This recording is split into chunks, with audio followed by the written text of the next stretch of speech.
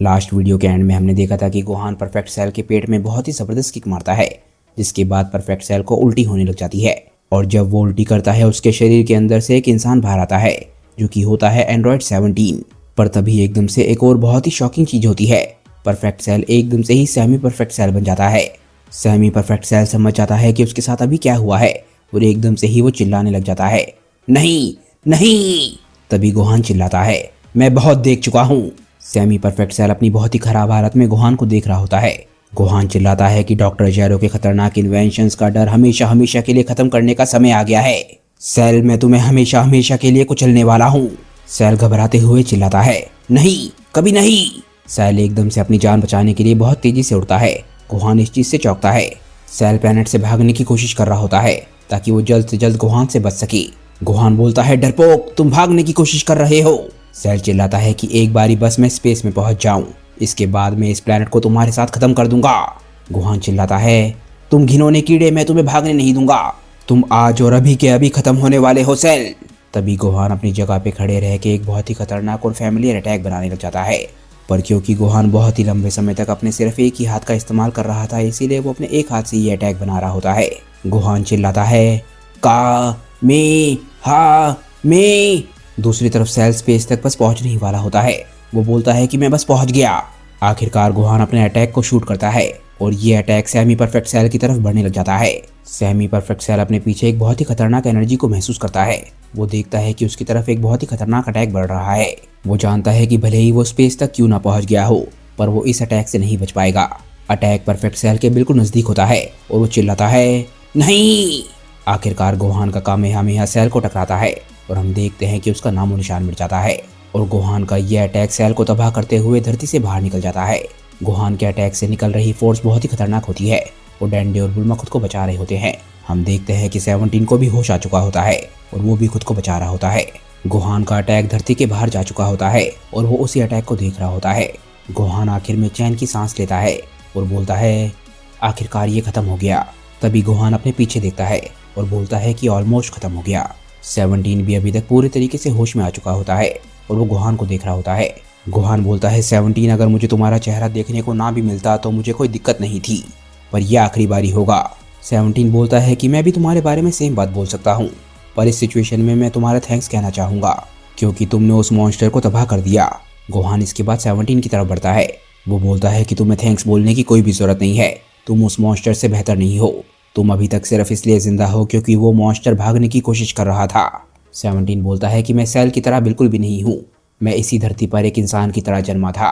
क्या तुम्हें पता है कि मेरे और मेरी बहन के साथ क्या हुआ था? उस पागल बूढ़े डॉक्टर जैरो ने हमें जबरदस्ती किलिंग मशीन्स में बदल दिया था और वो सब कुछ उसने इसलिए किया ताकि वो हमारे फादर से बदला ले सके। हम दोनों ने कभी भी ऐसी जिंदगी नहीं मांगी थी। जब मैं सेल के अंदर था तब मैंने तुम्हारे पंचेस की खतरनाक ताकत को महसूस किया था। मैं तुम्हें विश्वास दिलाता हूँ कि मैं तुम्हारे खिलाफ कुछ भी नहीं करूँगा। प्लीज़ गोहान, मुझे माफ़ कर दो। अब मेरी इकलौती इच्छा सिर्फ ये है कि मैं शांति से धरती पर जी सकूँ। ये सुनते ही गोहान को बहुत ज़्यादा गुस्सा आने लग जाता है। गोहान एकदम से गुस्सा होता है और सुपर साइयन 2 में बदल जाता है, जो फॉर्म उसने सेल के खिलाफ भी इस्तेमाल नहीं करी थी। गोहान के असली दुश्मन हमेशा से ही 17 और 18 रहे हैं, तो उसका 17 के खिलाफ ये गुस्सा पूरे तरीके से जायज़ है। गोहान चिल्लाता है कि तुम्हारी हिम्मत कैसे हुई एक विक्टिम की तरह बिहेव करने की और मुझसे रहम की भीख मांगने की? क्या तुमने और तुम्हारी बहन ने कभी उन मासूम औरतों और बच्चों पर रहम किया जिन्हें तुम तबाह कर रहे थे, और वो सब कुछ भी सिर्फ खुद की एंटरटेनमेंट के लिए? हम देखते हैं कि 17 गोहान से इतना डर जाता है कि वो एकदम से ही जमीन पे बैठ जाता है। 17 गोहान को इस तरीके से देख के काफी हैरान होता है। वो बोलता है, क्या ये काफी बदल गया है? गोहान बोलता है, 17 मरने से पहले मैंने तुमसे ये कहा था कि तुम लोग कभी भी ह्यूमैनिटी की जीने की इच्छा को खत्म नहीं कर पाओगे और मैं धरती की सेफ्टी के साथ अब कोई भी खतरा नहीं मोल लेने वाला। अब जब मैं एक बारी फिर से जिंदा हो चुका हूँ तो धरती की रक्षा करना मेरी जिम्मेदारी है। गोहान इसके बाद 17 की तरफ अपना हाथ बढ़ाता है। 17 बिल्कुल घबराया हुआ होता है। वो बोलता है, गोहान, मैं तुमसे भीख मांगता हूँ, मुझे बस एक और चांस दो। गोहान अपने हाथ में अटैक बना रहा होता है और चिल्लाता है कि बकवास बंद करो। तुमने हमें इतने सालों में जितनी चोट पहुंचाई है मैं तुम्हें उसके लिए कभी माफ नहीं करूंगा। ह्यूमैनिटी एक बारी फिर से खुद को बनाएगी और एक बारी फिर से शांति से इसी दुनिया में रहेगी, उस दुनिया में जहाँ पर तुम्हारा कोई भी काम नहीं है। इतना बोलते ही गोहान 17 की तरफ एक बहुत ही खतरनाक अटैक शूट करता है। ये अटैक उससे भी खतरनाक होता है जो अटैक गोहान ने सेल पे किया था। हम देखते हैं कि डैंडी भी इस अटैक की ताकत से हैरान होता है और बुल्मा खुद को बचा रही होती है। ये अटैक धरती के बाहर से भी दिख रहा होता है। आखिरकार हम देखते हैं कि 17 का नामो निशान मिट चुका होता है। पूरा बैटलफील्ड खाली पड़ा होता है। अब यहाँ पर सिर्फ 3 लोग हैं, गोहान, डेंडे और बुल्मा। गोहान अपना काम खत्म करने के बाद आखिरकार शांत लग रहा होता है। गोहान कुछ देरी के लिए शांति से खड़ा रहता है और इसके बाद हम देखते हैं कि वो पावर डाउन करता है। तभी गोहान बोलता है कि आखिरकार इस बार ये सच में खत्म हो गया। तभी हम देखते हैं कि डेंडे और बुल्मा गोहान की तरफ चिल्लाते हुए आ रहे होते हैं क्योंकि वो लोग जीत से बहुत ज्यादा एक्साइटेड होते हैं। गोहान डेंडे और बुल्मा को देख के बोलता है कि दोस्तों इस तरफ। बुल्मा गोहान की तरफ भाग के जा रही होती है और चिल्लाती है, गोहान तुमने कर दिखाया। बुल्मा की आंखों में आंसू आ रहे होते हैं। वो बोलती है कि मुझे पता था कि मैं तुम पर विश्वास कर सकती हूँ। मुझे पूरा विश्वास था कि तुम हम सभी को बचा लोगे गोहान।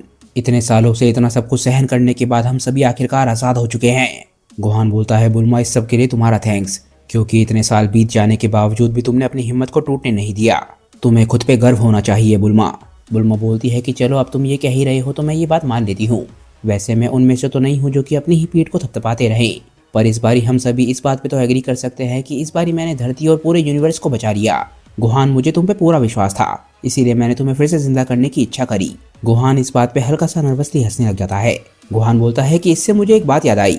बुल्मा बोलती है, वो क्या? गोहान बोलता है कि मैं काफी हैरान था कि तुमने वेजिटा को जिंदा करने की इच्छा नहीं मांगी। तुम्हारे पास नेमेकिन ड्रैगन बॉल से एक इच्छा बाकी थी, तो तुमने खुद को यंग बनाने की इच्छा क्यों मांगी? ये सुनते ही बुल्मा को बहुत ज्यादा गुस्सा आने लग जाता है। बुल्मा बोलती है कि क्या तुम दोनों को इस बारे में कोई भी आइडिया है कि बूढ़ा होना कैसा लगता है? गोहान तुम 23 साल की उम्र में मर गए थे और दूसरी दुनिया में तुम्हारी उम्र बिल्कुल भी नहीं बढ़ी। डेंडे तुम तो कई सेंचुरीज तक जी सकते हो और तुम्हारे चेहरे पे जरा सी झुर्री भी नहीं आएगी। मैं कभी भी वेजिटा के सामने एक 66 साल की बुढ़िया की तरह नहीं आ सकती थी। उससे बेहतर होता कि मैं मर जाती। ऑफ कोर्स वेजिटा को जिंदा करने की बात मेरे दिमाग में आई थी। मुझे ये बात बहुत ही अच्छे तरीके से पता थी कि वो दूसरी दुनिया में अपनी बॉडी को नहीं रख पाया होगा। उसे फिर से जिंदा करना बहुत ज़्यादा रिस्की था। वो एक बेवकूफ़ है। मुझे पता है कि जैसे ही उसे सेल के बारे में पता चलता वो बिना सोचे उससे लड़ने के लिए चला जाता, और वैसे भी उससे क्या फ़ायदा होने वाला था। डेंडे हमारे लिए धरती पर ड्रैगन बॉल्स बनाने ही वाला है। गोहान ये सुनते ही बहुत खुश होता है। वो बोलता है, क्या डेंडे, क्या ये बात सच है? क्या ये पॉसिबल है? क्या तुम नेमेक से हमारे लिए कुछ ड्रैगन बॉल्स लेकर आए हो? डेंडे बोलता है, नहीं ऐसा नहीं है। मैं धरती की ही ड्रैगन बॉल्स को रीएक्टिवेट करने की कोशिश करूंगा। उसके लिए मुझे उस ड्रैगन मॉडल की जरूरत होगी जो कि प्रीवियस गार्डियन ने बनाया था। क्या तुम्हें पता है कि वो कहाँ हो सकता है? गोहान बोलता है कि वो जरूर कामे लुकआउट पर होगा। बुल्मा बोलती है, बिल्कुल सही। मुझे नहीं लगता कि वो कहीं और पर हो सकता है, पर सबसे पहले हम लोगों को वहाँ पर जाना होगा।